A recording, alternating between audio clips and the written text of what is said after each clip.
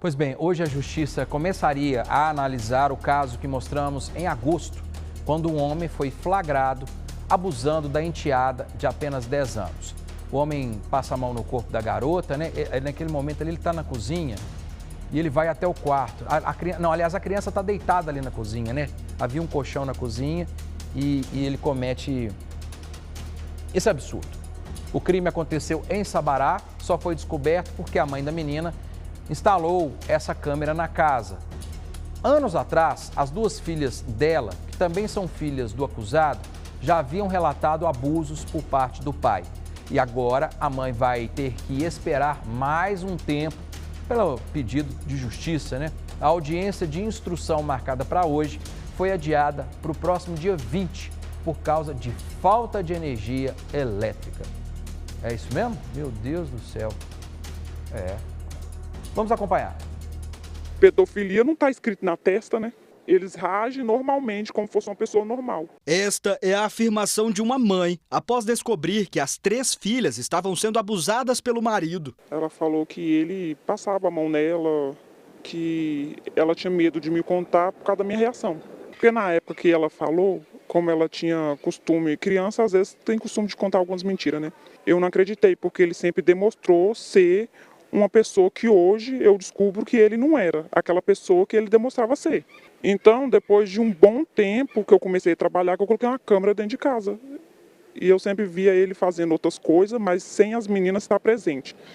Até que o momento eu peguei ele na câmera, molestando a minha filha, tocando nas partes dela. Veja as imagens que constam na denúncia. O homem de 41 anos vê que a enteada de 10 está deitada. Ele olha em outro cômodo da casa e disfarça, pegando um objeto na mesa. Confere se não está sendo observado e logo depois se aproxima da menina, passa a mão no seio dela e sai. Eu nunca desconfiei. Comecei a namorar com ele, eu tinha 12 para 13 anos. Com 14 anos eu fui morar com ele. Tudo normal, sempre foi uma coisa normal. Fiquei 9 anos casado com ele, depois 5 anos separada. Nesses 5 anos que eu fiquei separada, eu tive um relacionamento.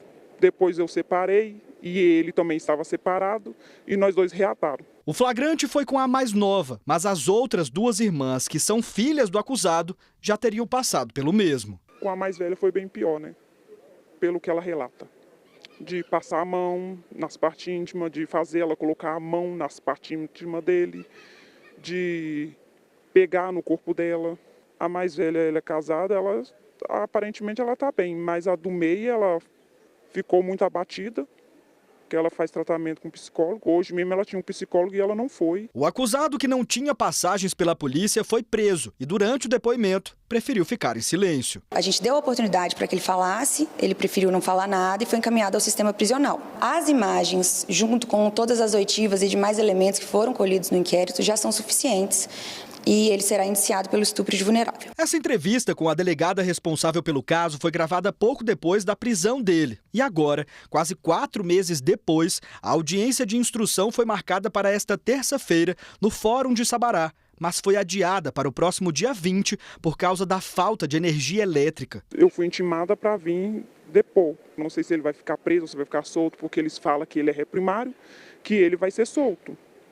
Porque ele é trabalhador. Algumas pessoas falam comigo que quando ele sair da cadeia que ele vai me matar. Dele eu não espero mais nada, né? Só o pior. Porque diante do que ele fez... Ainda de acordo com a mãe das meninas, no tempo em que ela esteve separada do próprio marido, ele também teria cometido este crime contra uma afilhada do casal. Mas a menina ainda não teve forças para realizar a denúncia.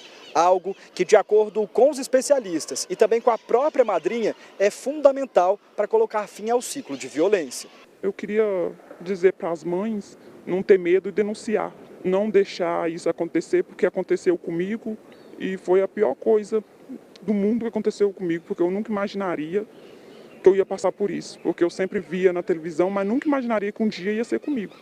Que elas não tenham medo. É preciso também ficar atento ao fato de que 84% dos casos de abuso sexual infantil acontecem dentro de casa e são praticados por alguém próximo à vítima, acima de qualquer suspeita. A maioria dos crimes de violência sexual contra criança e adolescente acontece ou dentro de casa ou com pessoas próximas à família.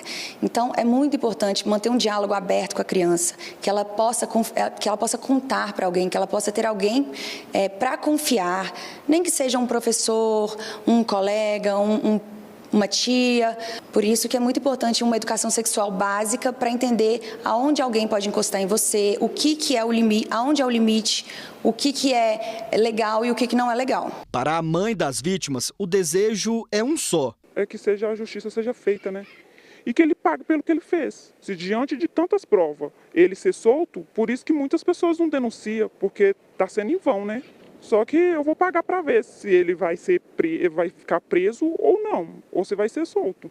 Eu tenho orgulho do meu pai, mas elas não têm orgulho do pai delas. Eu acho que elas nunca vão chegar para os filhos delas e falar assim: ah, eu tive um pai maravilhoso. Não vai.